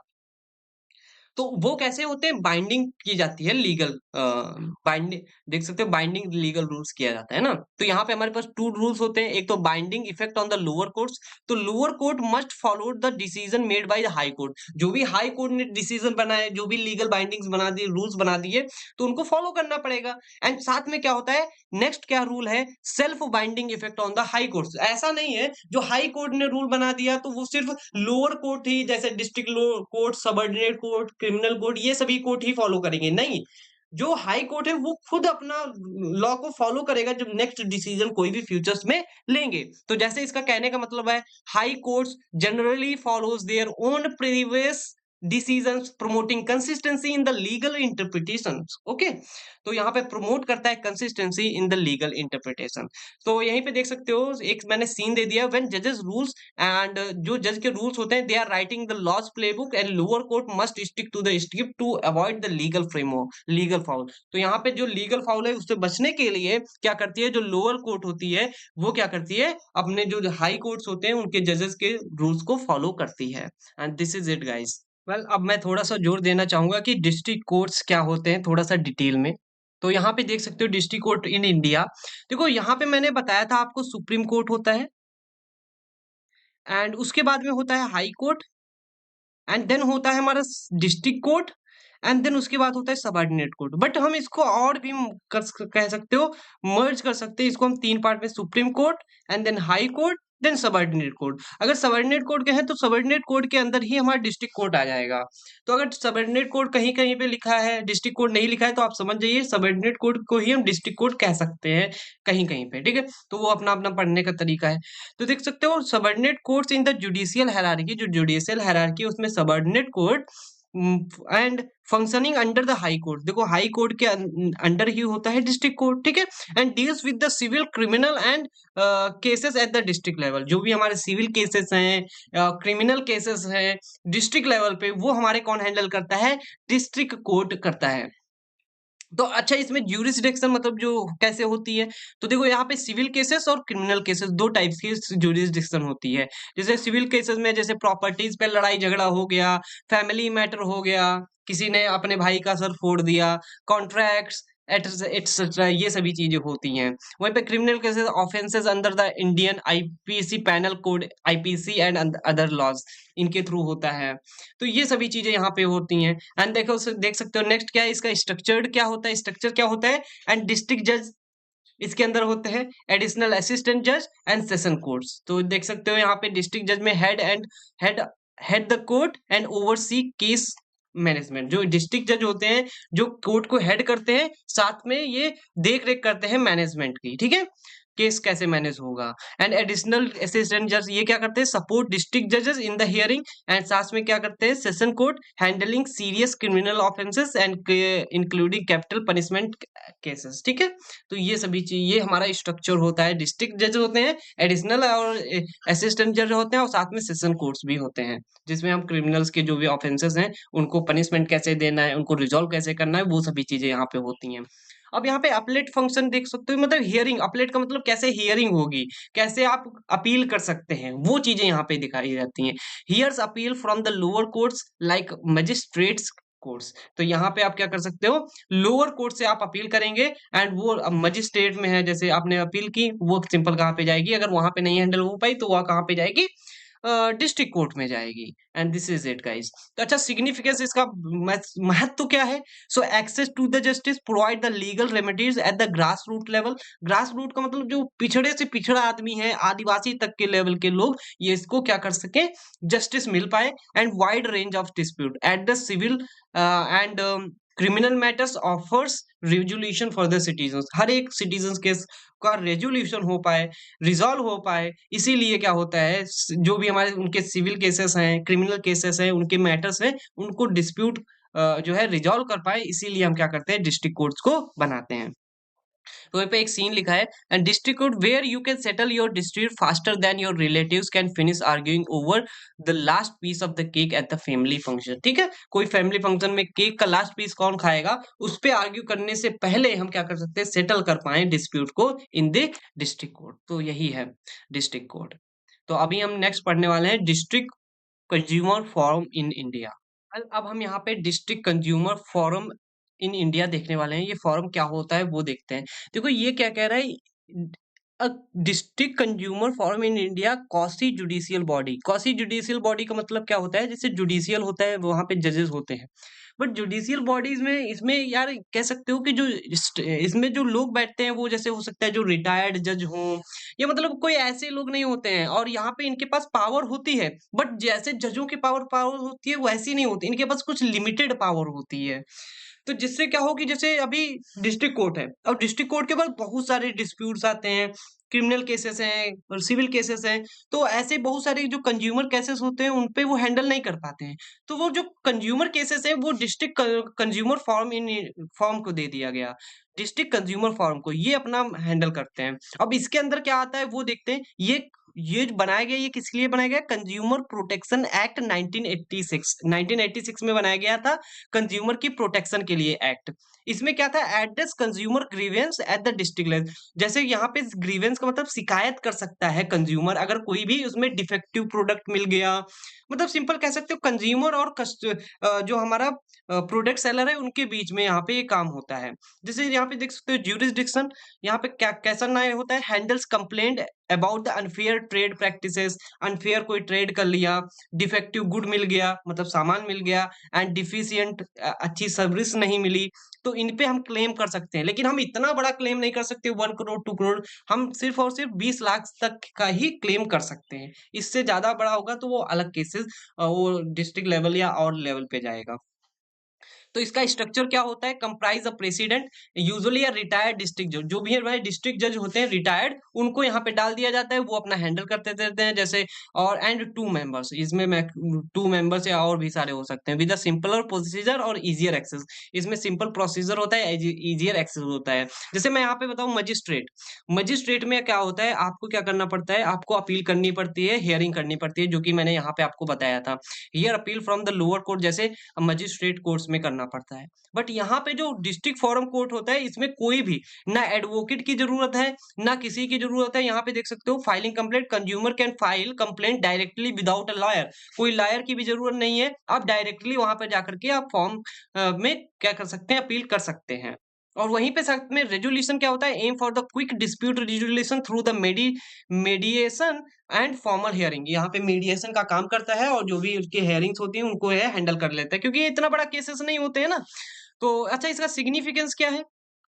इसको क्यों लाया गया? क्या हम डिस्ट्रिक्ट कोर्ट हैंडल नहीं कर पाता?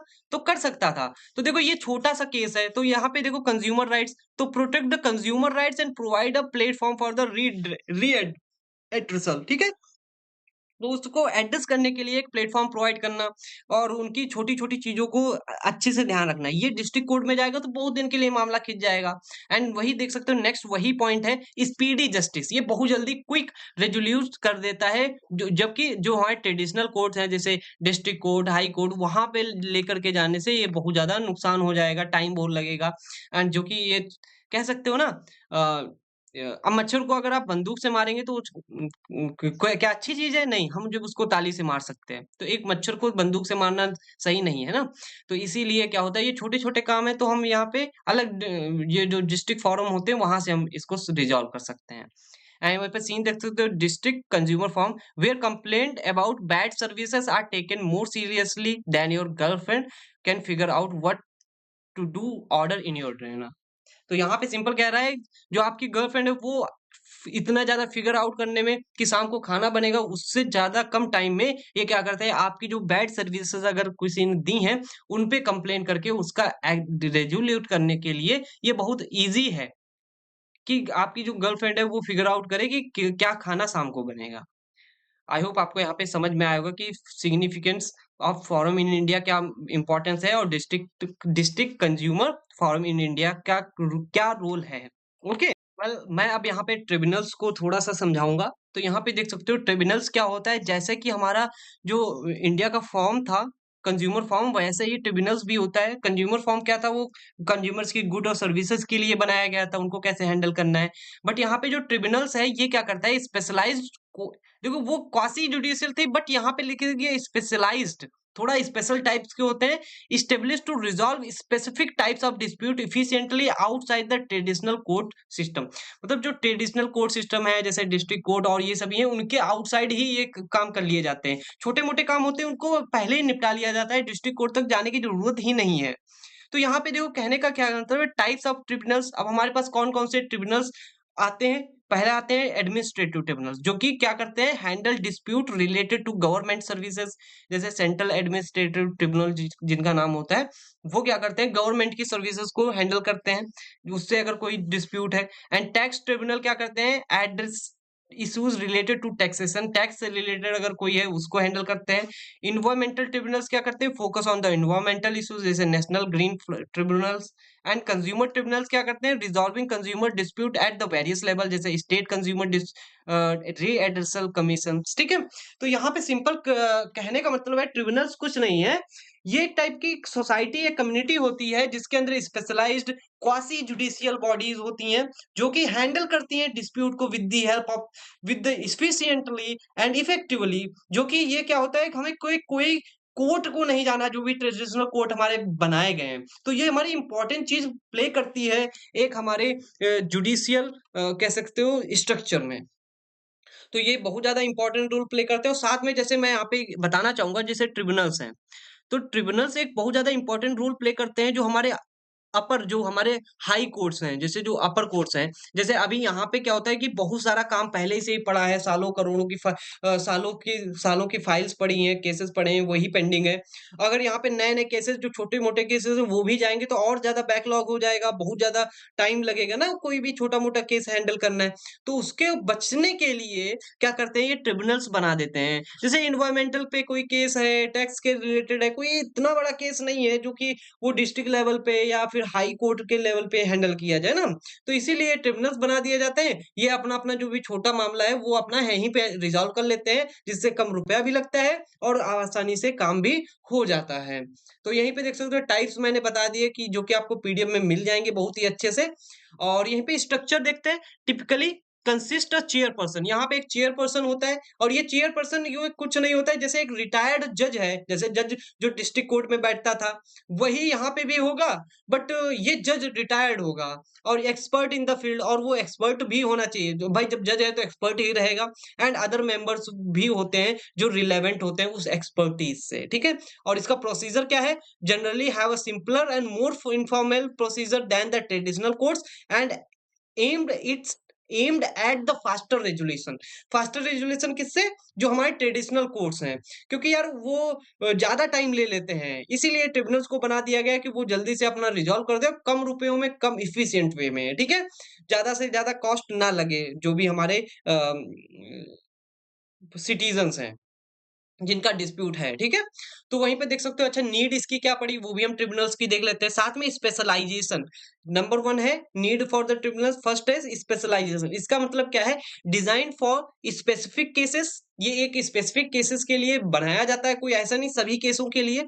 And providing the expert handling of the complex issues. तो यहाँ पे एक्सपर्ट बनाया जाता है जो कि हैंडल करता है इश्यूज को। एंड इफिशियंसी की बात करें तो offer quicker resolution and reducing court backlog and delays. जो भी डिलेज हैं कोर्ट के, बैकलॉग है, उनको रिड्यूस कर देता है, क्योंकि वहां पे बहुत सारी ऑलरेडी बहुत सारे केसेस पड़े हुए हैं ना पेंडिंग, तो इसीलिए इसकी इफिशियंसी ज्यादा है। एंड एक्सेसिबिलिटी क्या है, एक्सेसिबिलिटी क्या है, simpler processor procedure make justice more accessible for the individual and businesses. जो भी इंडिविजुअल्स हैं, बिजनेसेस हैं, उनको ये जो है न्यायपालिका बहुत अच्छे से मिल जाती है, जल्दी से मिल जाती है, प्रोसीजर बहुत सिंपल है, कोई भी कर सकता है, तो इसीलिए ये ट्रिब्यूनल्स बहुत ज्यादा इफेक्टिव हो जाते हैं। एंड साथ में क्या है, कॉस्ट इफेक्टिवनेस, जो कि मैंने बताया, lower litigation cost encourage parties to the seek address. मतलब लिटिगेशन मतलब ऐसा समझ लीजिए, जब आप कोई भी केस को फाइल करते हैं तो वहां पे कुछ कॉस्ट लगती है, उसी को लिटिगेशन कॉस्ट कहते हैं। जैसे कोई भी एक एफआईआर करना, एफआईआर नहीं कह सकते, कोई भी केस को फाइल करना, उसकी एक पर्टिकुलर कॉस्ट होती है। ठीक है। तो वो कम होती है इसकी, इसीलिए कॉस्ट इफेक्टिवनेस होती है। एंड नेक्स्ट क्या है, एक्सपर्ट डिसीजन मेकिंग। सो मेंबर पजेस स्पेशलाइज्ड नॉलेज, हर एक के पास क्या होती है कि स्पेशलाइज्ड नॉलेज होती है और साथ में जब कोई डिसीजन सुनाया जाएगा तो उसको इन्फॉर्म किया भी जाएगा कि ऐसा इसलिए डिसीजन लिया गया है, ऐसे नहीं है जो मनाया वो ले लिया डिसीजन, उसके बाद में जो मनाया वो पूछ भी नहीं है कि ये कैसे हुआ, क्यों हुआ, ठीक है? तो वो चीज़ें हैं। एंड नेक्स्ट देख सकते हो हमारे पास आता है जो कि यार ये मैं पहले ही बता चुका हूँ लेकिन यहाँ पे फिर से कह रहा था बताने को, उसमें था आपके सिलेबस में तो मैं फिर से यहाँ पे बता देता हूँ, high courts in India. High court आपको पता ही क्या होता है, in each state and union territory होता है। कुछ यूनियन टेरिटरीज, जरूरी नहीं सभी यूनियन टेरिटरीज में हो, एंड ये बिलो द सुप्रीम कोर्ट होता है जो कि मैं पहले बता चुका हूँ। एंड ज्यूरिसडिक्शन क्या होता है, अपलेट। अब ज्यूरिसडिक्शन में अपलेट का मतलब कहाँ से अपील करेंगे, तो अपील होती है लोअर कोर्ट में, लोअर कोर्ट में करो, अगर वहां पे नहीं सुनवाई हो पाएगी देन वो हाई कोर्ट में जाएगा। And original directly here cases on fundamental rights, तो ये क्या होता है ओरिजिनल, ये डायरेक्टली केसेस को सुनता है फंडामेंटल राइट्स के, ठीक है। एंड स्ट्रक्चर क्या होता है, led by the chief justice and with the several जजेस, यहाँ पे कुछ जजेस होते हैं और यहाँ पे चीफ जस्टिस भी होते हैं। एंड सिग्निफिकेंस क्या है, protect the constitution and fundamental rights, तो यहाँ पे इंपॉर्टेंट कौन सी चीजें हाई कोर्ट्स में जाती हैं, जो कॉन्स्टिट्यूशनली होती हैं और फंडामेंटल राइट्स के रिलेटेड जो इश्यूज होते हैं वो यहाँ पे हैंडल किए जाते हैं।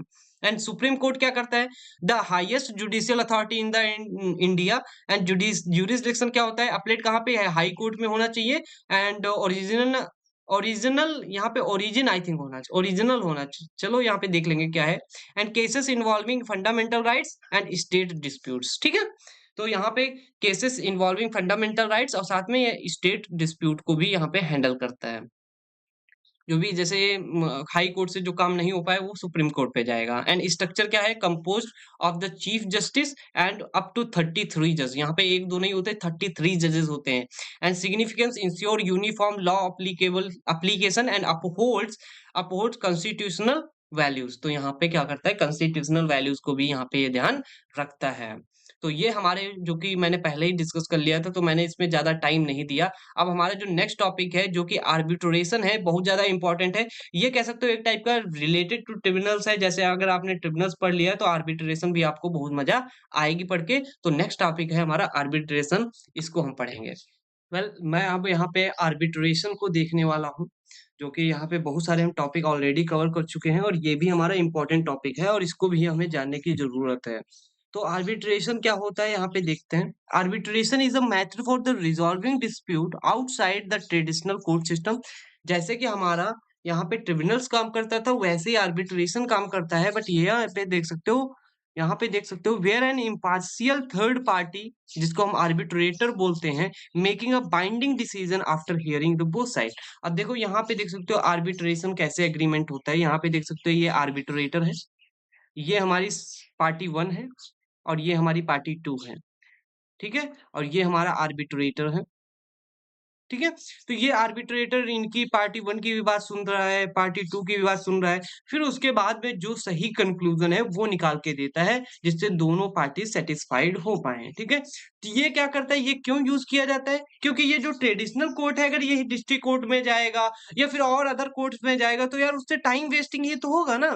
सो जो चीजें यहीं पे डिस्प्यूट जो हमारे हैं, डिस्प्यूट का मतलब आप वाद विवाद समझ लीजिए ना, बार बार ना बताना पड़े। सो ये जितने ही कम होंगे अपने जो ट्रेडिशनल कोर्ट है उतना ही अच्छा होगा, वहां पे ये पहले ही कर लिए जाए और तो ज्यादा अच्छा होगा। और आर्बिट्रेशन को यूज क्यों करते हैं, मैंने बताया कि ये जो कोर्ट है उसमें ये सभी मामले जो हमारे मामले हैं या विवाद है ना जाए, और साथ में ये बहुत ही फास्ट होते हैं, अपने दोनों पार्टीज की बात सुनी और तुरंत ही डिसीजन ले लिया। तो चलिए इसके फीचर्स देख लेते हैं। पहला फीचर है वॉलंटरी। वॉलंटरी मतलब parties agree to arbitrator rather than go to the court. तब देखो यहाँ पे जरूरी नहीं पार्टी 1 पार्टी 2 दोनों पार्टी एग्री करनी चाहिए कि हाँ मैं यहाँ पे आर्बिट्रेशन के थ्रू हम क्या कर सकते हैं, अपना डिस्प्यूट सॉल्व कर सकते हैं। एंड कॉन्फिडेंशियल होता है, ध्यान रखना कि जो हमारा आर्बिट्रेशन है वो आपको कोई भी आपकी जो डिटेल्स होंगी वो नहीं शेयर करेगा। Proceeding are generally private, protecting sensitive information. And साथ में क्या होता है, binding decision, the arbitrator decisions legally enforceable and similar to the court judgment. ये ऐसा डिसीजन होता है जैसे आप कह सकते हो कि जैसे कोर्ट ने डिसाइड किया है। And faster resolution typically quicker than the court proceeding. जो कोर्ट होता है उससे ये फास्टर होता है। जैसे मैं यहाँ पे एग्जांपल बताना चाहूंगा, जैसे आपने देखा होगा कि कुछ पंचायत पहले बैठती थी, पंचायत में एक मुखिया होता था। सपोज दो लोगों के बीच में बंटवारा हो रहा है जमीन का, तो मुखिया जी आते थे, मुखिया जी ने जो भी डिसीजन ले लिया कि आपको इतना रुपया देना पड़ेगा इस जगह के लिए, तो आपको देना पड़ता था। वही सिस्टम यहाँ पे आर्बिट्रेशन में काम करता है। तो आर्बिट्रेशन देखो यहाँ पे कह रहा है, when you can't agree with your buddy on where to eat. जैसे अगर आप नहीं एग्री कर रहे हैं, आपका जो दोस्त है कि कहाँ पे खाना है, then so you let a neutral friend decide. तो आपका एक न्यूट्रल फ्रेंड होता है जिसको मतलब जिसकी बात सब लोग मान लेते हैं। So because no one want to end up in the food fight, तो आप दोनों लोग फाइट को नहीं एंड करना चाहते थे, तो उसने किया। जैसे आप जानते हैं, दो बिल्ली एक रोटी के लिए लड़ रही थी, तो तीसरा बंदर ने वहां पे रिजॉल्व किया। ये नहीं कि ना बंदर खा गया, बट वहां पे जैसे कोई थर्ड पर्सन आकर के उस दोनों के डिस्प्यूट को रिजॉल्व किया। तो ऐसे यहाँ पे आर्बिट्रेशन काम करता है। अब हमारे पास बहुत सारे टाइप्स आ जाते हैं, तो हमें टाइप भी देख लेने हैं। तो यहाँ पे सबसे पहला टाइप है हमारा कमर्शियल आर्बिट्रेशन। अब कमर्शियल आर्बिट्रेशन का मतलब है जो कमर्शियल क्षेत्र में, एरियाज में जो हमारा आर्बिट्रेशन होता है उसको हम कमर्शियल आर्बिट्रेशन कहेंगे। Deals with the dispute arising from commercial transaction such as a contract, trade agreement. And एक हमारा इंटरनेशनल आर्बिट्रेशन होता है। ये कौन से रिजॉल्व करता है dispute from the different countries. And investment arbitration क्या होता है, focus on the dispute foreign investors and host countries, protecting investors rights under the international law. And consumer arbitration मतलब जो भी कंज्यूमर्स है, जैसे handle dispute between the consumers and businesses. And labour arbitration resolve dispute between the employ and employees unions and regarding the employment contract and labour practices. ठीक है, ये सभी चीजें हैं। यहीं पे एक सीन है जो कि यहाँ पे सिनेरियो देख सकते हो। A consumer buy a defective appliance and file a complaint to with the retailer, and retailer offers arbitration as way to resolve is issue quickly. क्योंकि जो हमारा रिटेलर है वो नहीं चाहता कि यार मैं ज्यादा झंझट में पड़ूं, कोर्ट में जाए, तो वो आर्बिट्रेटर को कॉल करता है, या कह सकते हो वहां पे केस को फाइल करता है, जिससे क्या हो, दोनों पार्टी का जो डिसीजन है वो क्विक हो जाए, and allow both parties to present their case and to an arbitrator. तो यहाँ पे सबसे इंपॉर्टेंट चीज क्या है कि जो हमारा कंज्यूमर होगा और रिटेलर बोथ दोनों एग्री करने चाहिए कि हाँ मैं आर्बिट्रेटर के पास जाना चाहूंगा। अगर एक भी पार्टी नहीं जाना चाहती है, देन उसको फोर्स नहीं कर सकते। So this is it. And वहीं पे देख सकते हो राइट ऑफ आर्बिट्रेटर, इसका मतलब क्या है, राइट्स कौन कौन से हैं आर्बिट्रेटर के। ठीक है, तो सबसे पहले इंडिपेंडेंट है, इस पे कोई भी free to make unbiased decision, ऐसा नहीं है कि जो मना है वो डिसीजन ले लिया विदाउट किसी के मतलब बायस होकर के या किसी के रूल्स में। ये इंडिपेंडेंस है। And authority to rule can determine procedure and rules, ये डिटरमाइन कर सकती है प्रोसीजर्स एंड रूल्स। साथ में access to information, entitle to request evidence from the parties. अगर जरूरत है, अगर है तो आपके पास कोई क्लू या एविडेंस, देन आप उनको दे सकते हैं। कंडक्ट हियरिंग, ये हियरिंग भी बैठाती है, can organise and manage hearing. And साथ में issue awards, so authorise to provide binding decision. तो दोनों, ऐसा नहीं है बाइंडिंग डिसीजन बताता है कि ऐसा नहीं है कि दोनों पार्टी हैं जो मना है वो डिसीजन ले लिया। एंड ड्यूटीज क्या होती हैं आर्बिट्रेटर की, इम्पार्शियलिटी। मतलब इम्पार्शियलिटी का मतलब आप समझ लीजिए कि कोई ऐसा नहीं है, दो पार्टीज हैं अनबायस्ड दे दिया। And due diligence, ensure fair and through president. ठीक है, confidentially keep all proceeding private, सब चीज रहनी चाहिए। Adhere to procedure and follow agreed arbitration rules, जो भी रूल्स बनाए गए हैं आर्बिट्रेटर के वो फॉलो होने चाहिए। And time decision making, deliver decision without undue delay, मतलब ज्यादा टाइम नहीं लेना चाहिए ना, वो सभी चीजें। एंड यहाँ पे देख सकते हो नेक्स्ट है arbitration and conciliation act of 1996। ये क्या है ये भी देख लेते हैं। The act governs arbitration in India. जो हमारा ये है एक्ट, ये क्या करता है, गवर्न कर रहा है आर्बिट्रेशन। ठीक है, इन इंडिया कब गवर्न किया गया, 1996 से कर रहा है। And it offers a clearly set of rules of for the arbitration. देखो यहाँ पे आर्बिट्रेशन एंड कॉन्सिलिएशन एक्ट जो 1996 था, ये हमारा बेस था यूनिसिट्रल मॉडल पे। और ये मॉडल क्या था, ये जो हमारे फॉरेन के जैसे जो बहुत सारे कह सकते हो प्रोजेक्ट्स होते हैं, या आप कह सकते हो जो भी इंटरनेशनल बिजनेसेस होते हैं ना, उनको अट्रैक्ट करना और उनके हिसाब से जो चीजें हैं उनको लगाना, ये सभी चीजें करना, मतलब यहाँ पे भी इम्प्रूव उसी हिसाब से करना। Improve how disputes are resolve in the business and legal matters. तो यहाँ पे जो भी लीगल मैटर्स हैं और रिजॉल्व करना, ये सभी चीजें जो इंटरनेशनली लेवल पे होती हैं उनको ये करती है। आप इसके बारे में यहाँ पे मैंने दे दिया है, पढ़ सकते हैं। मैं ज्यादा इसको डिटेल में नहीं गया क्योंकि यार ज्यादा बहुत सारे इसमें टॉपिक्स हैं ना। तो अगर आपको ये पर्टिकुलर टॉपिक मुझे इसके बारे में ज्यादा नहीं पता है, अगर आपको पता है देन आप कमेंट कर सकते हैं, बता सकते हैं, या फिर अगर आपको नहीं समझ में आ रहा है तो आप गूगल सर्च कर सकते हैं या कहीं यूट्यूब पे भी इस टॉपिक को डालकर देख सकते हैं। तो चलिए मूव करते हैं नेक्स्ट टॉपिक पे। नेक्स्ट टॉपिक है contract law. Contract law governs the creation and enforcement agreement between the two parties. जैसे इसका मतलब क्या है, जैसे हम मैंने बताया आर्बिट्रेशन के लिए दो पार्टीज होनी चाहिए। अब दोनों पार्टीज के बीच में जैसे एक कॉन्ट्रैक्ट हो गया, जैसे कोई एक जमीन का हो गया या कंज्यूमर रिटेलर के बीच में हो गया, तो वो कॉन्ट्रैक्ट हो जाता है। तो वो कॉन्ट्रैक्ट यही इसी को हम कॉन्ट्रैक्ट लॉ बनाते हैं। और कॉन्ट्रैक्ट लॉ में क्या होता है, it ensures the promises made in contracts are legally binding and provide remedies for the breach of the contract. तो मतलब ये इसमें का कहने का है कि यहाँ पे लीगली आपको बाइंड किया जाता है कि आपको ये चीजें करनी होंगी। जैसे आपने कहा कि जैसे दो लोग, सपोज दो दोस्त ने कोई एक कंपनी खोली, तो ऐसा नहीं है कि एक बंदा बीच में छोड़ के भाग गया, ऐसा नहीं। तो उसको एक कॉन्ट्रैक्ट बनता है, उसके हिसाब से ही आपको पार्टनरशिप करनी होती है। एंड वहीं पे essential elements of a contract, कौन-कौन से कॉन्ट्रैक्ट के एसेंशियल एलिमेंट्स हैं? सबसे पहला offer. So one party must propose term to another showing intent to create a legal obligation. तो यहाँ पे सबसे पहले एक पार्टी क्या करती है, जो अनदर पार्टी है उसको प्रपोज करती है ऑफर। फिर उसके बाद acceptance, then the other party must accept the offer as it is without modification। अगर आप वो विदाउट मॉडिफिकेशन के एक्सेप्ट कर लेती है तभी आगे बात बढ़ेगी, अदरवाइज वो एक्सेप्ट नहीं करती है तो आगे कहाँ से बात कर पाएगा, कॉन्ट्रैक्ट हो पाएगा ना।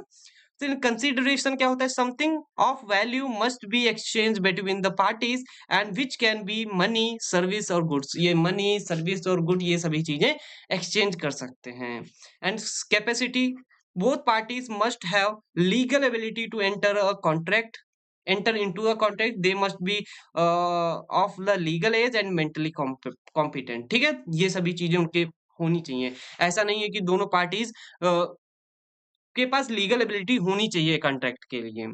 एंड नेक्स्ट क्या है, legality. Contract purpose must be legal and not against the public policy. जो भी पब्लिक पॉलिसी है उनके अगेंस्ट नहीं होना चाहिए, तो लीगल होना चाहिए कॉन्ट्रैक्ट। तो ये जो कॉन्टेक्ट है आई होप आपको समझ में आया होगा। अब जैसे यहाँ पे कह रहे हो कि सर ये आप पॉइंट क्यों बना देते हैं, हेडिंग क्यों बना देते हैं, कि जिससे क्या हो कि आपको याद करने में ईज़ी हो। कि मैं चंक्स में तोड़ देता हूँ आपको जिससे ये ईज़ी हो जाए और अच्छे से समझ में आए। एंड नेक्स्ट देख सकते हो पॉइंट क्या है, intention to create a legal relation. जो ये कॉन्ट्रैक्ट लॉ होता है, ये क्या करता है, लीगल रिलेशन बनाता है जिससे क्या हो दोनों बीच में पार्टीज में लड़ाई ना हो। Both parties must intended to agreement to be legally binding. ठीक है, तो ये हमारा कॉन्ट्रैक्ट लॉ था। हो सकता है आपको 2 मार्क्स में पूछे तो आप यहाँ पे सिंपल लिख सकते हैं। एंड ऐसे ही सिमिलर हमारा टॉर्ट भी होता है, तो उसको भी डिस्कस कर लेते हैं। तो टॉर्ट क्या होता है, जैसे आपने क्या किया कि एक यहाँ पे बंदा था और ये अपना सड़क पे जा रहा था, इधर से एक कार आकर के ठोक दिया, तो वहां पे एक्सीडेंट हो गया। तो हो सकता है इस पर्सन का पैर टूट गया हो, एक्सीडेंट में हाथ टूट गया हो, या फिर कोई हड्डी टूट गई हो ना, तो वो चीजें जो है उसका जो लॉस हुआ है उसकी भरपाई करने को ही हम टॉर्ट कहते हैं। तो देख सकते हो, a tort is a civil wrong और इंजरी दैट कॉजेज हार्म और लॉस टू अनदर पर्सन। जो भी एक अनदर पर्सन का लॉस हुआ है उसको आपको क्या करना है, फिल करना है, जो भी उसका हार्म हुआ है। तो leading to legal liabilities, and tort law allows individual to seek compensation for damaging resulting from the someone else action or negligence। तो जैसे कोई जान के किया है या फिर अनजाने में लापरवाही में हो गया, जैसे गाड़ी थी, गाड़ी से कोई जान के ठोकर मार दिया, या हो सकता है वो सो गया हो, एक्सीडेंट हो गया हो ना, तो ये सभी चीजें से अगर हो गया है तो आपको क्या करना पड़ेगा, उसका कंपनसेशन देना पड़ता है जो भी लॉस हुआ है। तो इसके कुछ फीचर्स हैं। Civil wrong, the tort are not criminal offences and they are typically resolve in the civil courts. तो ये हमारे बेसिकली सिविल कोर्ट्स में रिजॉल्व किए जाते हैं, ये क्रिमिनल केसेस नहीं होते हैं। ठीक है, एंड लाइबिलिटी की बात की जाए तो the party causes the tort and can be held legally responsible for the harm cause, जो भी हमारे हार्म कॉज है उनके लिए ये रिस्पॉन्सिबल होता है कि कैसे उनको रिजॉल्व करना है। एंड कंपनसेशन की बात करी जाए, injured party can claim damages and which में include medical expenses, lost wages and pain and suffering. तो ये सभी चीजों को ध्यान रखते हुए, मद्देनजर रखते हुए कंपेंसेशन दिया जाता है। तो हमारे पास बहुत सारे टाइप्स के टॉर्ट्स आ जाते हैं। जैसे हमारा कार एक्सीडेंट आ गया तो ये नेग्लिजेंस के अंदर आ जाता है, लापरवाही से हो जाता है ना, failing to take reasonable care and leading to harm. And intentional tort, एक जानबूझ के करना, डेलिबरेट एक्शन का, जैसे किसी को प्रताड़ित करना, सेक्सुअली असॉल्ट करना या किसी को मारना पीटना, वो चीजें। And strict liability, responsible for the damage regardless of the fault. तो यहाँ पे जो भी रिस्पॉन्सिबल है कोई भी डैमेजेस और रिगार्ड, जैसे डिफेक्टिव प्रोडक्ट्स, ठीक है। तो ये चीजें यहाँ पे हमारी टॉट्स में आ जाती हैं। एंड नेक्स्ट जो हमारा इंपॉर्टेंट पॉइंट है वो है law at the work place या लेबर लॉ। हम लेबर लॉ के बारे में यहाँ पे देखने वाले हैं।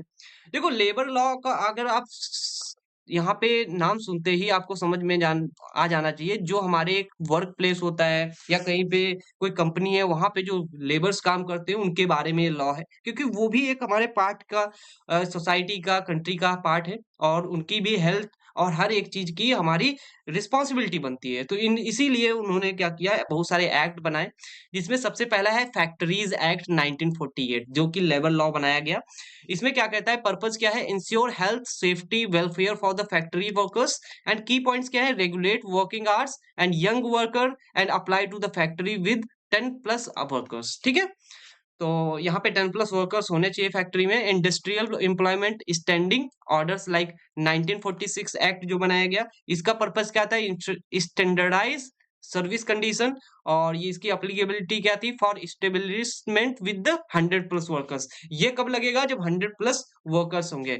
And shops and commercial establishment act था, इसका पर्पस क्या था, governing working condition in the shops. जो भी हमारी शॉप्स है, ऐसा नहीं है जो मनाया जो भी बंदा है वो अपनी शॉप और कमर्शियल इस्टेब्लिशमेंट कर दिया, नहीं। उसके लिए एक पर्टिकुलर कंडीशन होती है, वो भी डिफाइन की गई है शॉप की। जैसे कोचिंग सेंटर अगर आप अपना खोल रहे हैं तो उसकी भी एक क्या होनी चाहिए, कंडीशन होनी चाहिए। जैसे टॉयलेट होना चाहिए, नल होना चाहिए, पानी पीने की प्रॉपर व्यवस्था होनी चाहिए। तो ऐसे ही शॉप और कॉमर्शियल की भी होनी चाहिए, जिसमें इसके की पॉइंट्स हैं, covering working hours, leaves apply to all employees and contract labours regulation and abolition 1970। The purpose regulate contract labour and prohibit contract labours for the permanent jobs, regulate allowed condition, ठीक है। तो यहाँ पे मैं notes में सभी चीजें दे दिया हूँ, तो उसको ज्यादा टेंशन नहीं लेनी, बहुत इजी वे में लिखा है। एंड एम्प्लॉय कंपनसेशन एक्ट जो कि 1923 में आया, ये क्या कहता है, ये कहता है provide the compensation for the work place injuries. जैसे अगर कोई इंजरी हो गई वर्क प्लेस पे, एक्सीडेंट हो गया, तो वहां पे भी उसको हर एक बंदे को ध्यान रखना चाहिए। जैसे cover factories, mines, similar establishment and weekly holiday. And 1942 mandates weekly holiday for the employees and required shops to close 1 day per week। हर एक शॉप को 1 डे पर वीक क्या करना चाहिए, क्लोज करना चाहिए। And mines act 1950, so ensure safety and welfare for the mine workers, worker must be at least 18 year old. तो हर एक बंदा जो है, वर्कर है, लेबर है, तो वो हमारा 18 ईयर से ज्यादा होना चाहिए। अगर नहीं है, देन वहां पे आपकी वर्क प्लेस को खतरा हो सकता है फॉर द पनिशमेंट, क्योंकि आप 18 ईयर ओल्ड से छोटे एक बंदे को काम नहीं करवा सकते हैं। तो यहाँ पे मैंने एक सीन दे दिया है जो कि लास्ट सीन है इस यूनिट का, जो कि हमारी यहाँ पे लास्ट हेडिंग भी थी। इस यूनिट में जितने भी टॉपिक्स थे कवर कर दिए हैं। तो यहाँ पे सीन में देख सकते हो, लिखा है labour law because your boss should be more than just a nice guy. आपका बॉस सिर्फ नहीं होना चाहिए, एक नाइस गाय भी होना चाहिए ना, अच्छा होना चाहिए। और साथ में अगर आपके साथ में सुख दुख में खड़ा होना चाहिए, जैसे अगर आप सुख दुख में खड़े हैं तो वो भी खड़ा होना चाहिए। तो ये हमारा लेबर लॉ बताता है। तो आई होप आपको यहाँ पे सभी चीजें क्लियर हुई होंगी। और अगर कोई भी दिक्कत आती है, देन आप डायरेक्टली कांटेक्ट कर सकते हैं कमेंट सेक्शन से, और भी बहुत सारी चीज़ों से, जो कि सभी डिटेल्स मैंने आपको डिस्क्रिप्शन बॉक्स में दे दी हैं। अगर आपको ये पीडीएफ चाहिए, देन उसकी भी लिंक वहाँ पे मिल जाएगी। और डाउनलोड करते हुए कोई भी प्रॉब्लम आती है, देन फिर भी आप हमें कांटेक्ट कर सकते हैं। अगर ये वीडियो अच्छा लगा है, देन आप क्या कर सकते हैं, अपने दोस्तों के साथ में शेयर कर सकते हैं, सो दैट वो भी इस वीडियो का मज़ा उठा पाएँ। तो मिलते हैं नेक्स्ट वीडियो में। Till then keep happy, keep smiling and stay productive.